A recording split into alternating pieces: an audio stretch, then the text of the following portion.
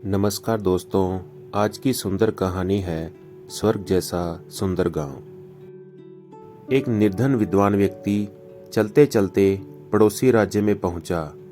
संयोग से उस दिन वहां हस्तिपट बंधन समारोह था, जिसमें एक हाथी की सूंड में माला देकर नगर में घुमाया जाता था। वह हाथी जिसके गले में माला डाल देता था, उसे अगले 5 वर्ष के लिए वहां का राजा बना दिया जाता था। वह व्यक्ति भी समारोह देखने चला गया। संयोगवश हाथी ने उसके ही गले में माला डाल दी। सभी ने जय जयकार करते हुए उसे 5 वर्ष के लिए वहां का राजा घोषित कर दिया।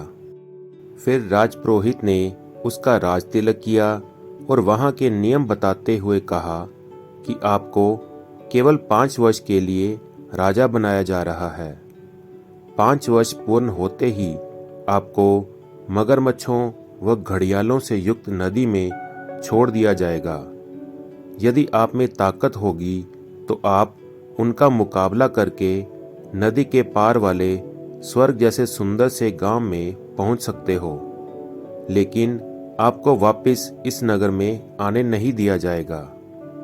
वह निर्धन विद्वान व्यक्ति तो डर गया, पर उसने सोचा कि अभी तो 5 वर्ष का समय है, कोई उपाय तो निकल ही जाएगा।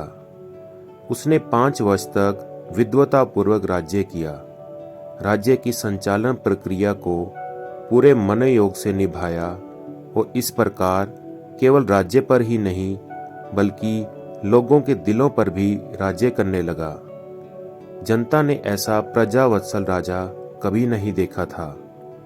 5 वर्ष पूर्ण हुए, तब नियमानुसार राजा को फिर से हाथी पर बैठाकर जुलूस निकाला गया। लोगों की आंखों से आंसुओं की झड़ी लग गई। नदी के तट पर पहुंचकर राजा हाथी से उतरा।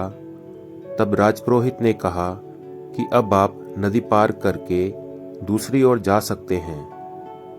अश्रुपूरित विदाई समारोह के बीच उसने कहा कि मैं इस राज्य के नियमों का सम्मान करता हूँ, अब आप मुझे आज्ञा दें। जैसे ही राजा ने नदी की ओर कदम बढ़ाए तो लोगों ने अपनी सजल आंखों को ऊपर उठाया।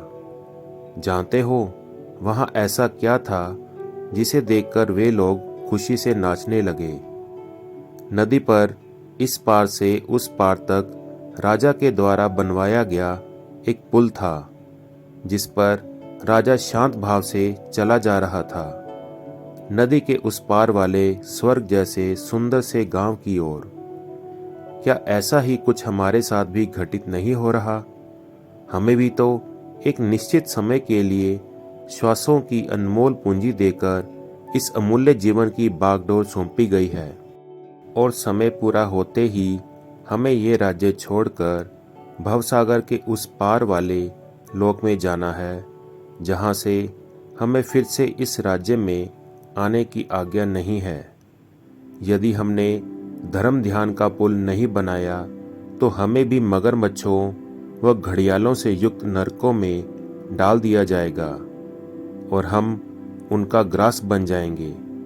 और अगर हम शांत भाव से भवसागर के उस पार वाले स्वर्गलोक में जाना चाहते हैं तो अभी से वह पुल बनाने की शुरुआत कर देनी चाहिए, क्योंकि आयु काल पूरा होने के बाद तो निश्चित ही जाना है। तो दोस्तों, कैसी लगी आपको ये कहानी? प्लीज़ कमेंट करके ज़रूर बताएं, और इसी प्रकार की अच्छी अच्छी और धार्मिक कहानियाँ सुनने के लिए चैनल को सब्सक्राइब करना ना भूलें। धन्यवाद। जय श्री कृष्णा।